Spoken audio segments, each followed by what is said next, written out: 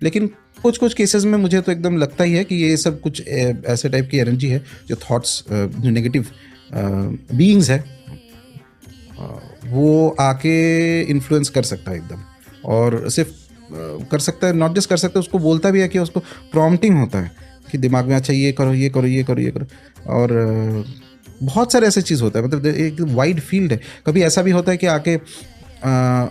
पहले बहुत प्रेज करेगा कि तुम्हारे जैसा इंसान है ही नहीं, तुम सबसे यू आर द बेस्ट, जो भी तुम चाहते हो, जहाँ पे आपका खामी है, जहाँ पे आपका कहीं पे आपकी इनसिक्योरिटी है, उसी जगह पे आपको सिक्योर करने के लिए बोलेगा ये नो नो ये एकदम सही, यू आर द बेस्ट। और कुछ घटना भी ऐसे सामने घटाएगा तो फिर आपका जो है, वही मैं बताऊँ, कहीं अंदर से एक येस आ जाएगा